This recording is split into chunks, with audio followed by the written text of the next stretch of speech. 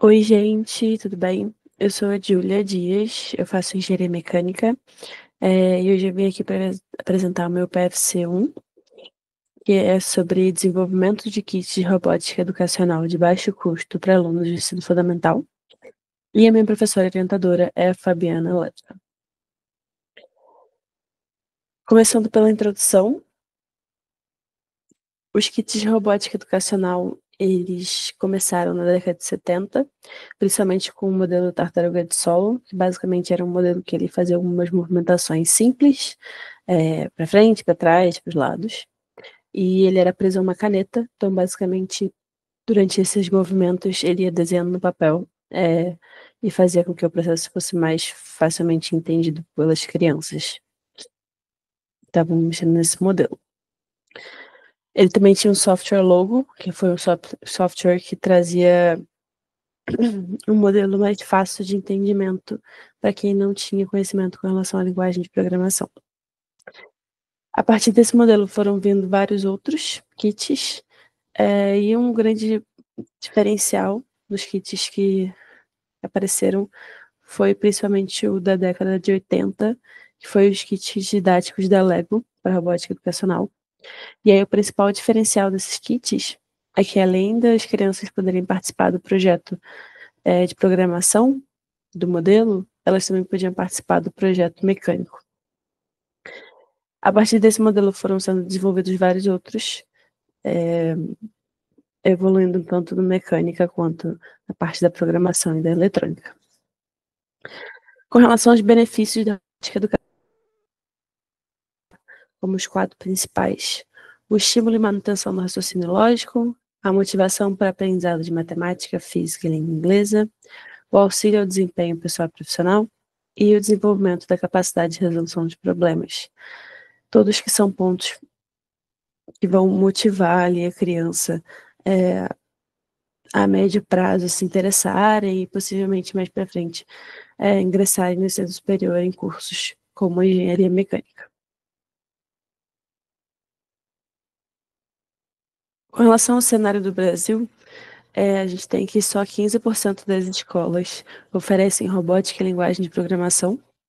E quando a gente segmenta esse número com relação a escolas públicas versus escolas particulares, a gente vê uma diferença, principalmente com relação às escolas públicas. Só 13% delas oferecem esses cursos versus 21% das escolas particulares. Esse ponto acontece principalmente por conta do alto investimento financeiro necessário para a implementação de kits de robótica nas escolas e a necessidade de profissionais especializados para implementar esses kits também. Um outro ponto relevante que a robótica educacional ela entra é com relação às novas diretrizes curriculares nacionais de 2019, que trazem que devem ser estimuladas atividades acadêmicas, assim como o trabalho de iniciação científica, e atividades práticas e sociais que desenvolvam a competência dos estudantes para além da formação técnica. E a robótica educacional implementada em escolas é um ponto muito relevante nesse tópico. Agora, olhando para o referencial teórico, a gente tem que a composição de kits de robótica educacional estão separados em 3 grandes áreas. A primeira é a parte de peças de hardware. Nela a gente tem componentes estruturais, que são bases, parafusos, porcas. Componentes eletrônicos, então servomotores, LEDs, entre outros. E componentes programados, que no nosso caso a gente tem um microcontrolador. Também temos o software, que vai ali indicar as movimentações que as peças de hardware vão realizar, e ações também. E como material de apoio, a gente tem normalmente material de apoio pedagógico, manual de usuário e documentação técnica. Com relação à análise comparativa dos kits pesquisados, eu trouxe aqui alguns kits. A precificação desses kits ela é um pouco difícil de encontrar, principalmente porque vários desses são feitos sob demanda com relação a pedidos de escolas, então a precificação acaba vindo de acordo com o orçamento realizado, mas trazendo aqui a gente consegue ter uma clareza com relação a diferença entre os preços e a média de preço por peça também. Então a gente consegue ver que a gente tem ali um preço que varia entre R$ 2.400 por kit até R$ 4.500 e a média de preço por peça dos modelos que eu trouxe também, que variam entre R$ 8 e R$ 10. Quando a gente coloca em comparação que esses modelos, esses kits, né, eles precisam, às vezes, mais de um kit para conseguir impactar uma turma inteira ou várias turmas, esse preço acaba sendo muito alto para as escolas conseguirem implementar. Com relação à impressora 3D, eu vou focar aqui principalmente na parte de modelagem por fusão e depósito, o FDM,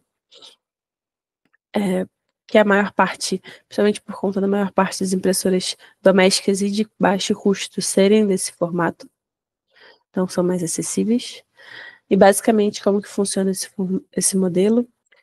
Nesse modelo, o filamento de um termoplástico, ele passa pela extrusora, logo depois ele é aquecido e ele é posicionado pelo bico na mesa de impressão em camadas de acordo com o modelo ali indicado, formando, né, a peça que a gente precisa. Com relação ao termoplástico, aqui eu vou citar principalmente o PLA, por ser um material que ele é muito utilizado em impressoras mais baratas, então ele é mais acessível nesse sentido. E aí, para citar aqui também alguns pontos importantes de por que o PLA ele é um material muito utilizado, principalmente em impressoras que são mais acessíveis e têm um custo menor. Primeiramente, o PLA ele não é tóxico, então ele não precisa de ambientes que tenham algum tipo de preparação específica para ele. A temperatura de fusão dele é entre 180 e 220 graus. Então, por conta disso, ele não precisa de uma mesa aquecida de impressão. Esse ponto faz com que o custo da impressora também para a impressão de PLA seja menor. Ele também é um material biodegradável e compostável. E ele é comercializado amplamente em diversas cores e texturas. Então, é fácil acesso ao PLA comercialmente. Agora, com relação à metodologia, o kit de robótica educacional que vai ser desenvolvido com relação a hardware, os componentes estruturais vão ser feitos originalmente somente para esse projeto e vão ser impressos em PLA para o protótipo. A ideia é que tenha um sistema de cores indicando função mecânica das peças, para os alunos conseguirem visualizar melhor conceitos de mecânica.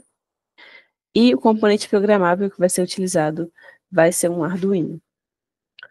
Com relação ao software, vai ser usado o Tinkercad, que é um aplicativo web gratuito, e ele utiliza programação por blocos e cores, então fica muito fácil para crianças e pessoas que nunca tiveram nenhum contato com linguagem de programação entenderem como funciona essa lógica.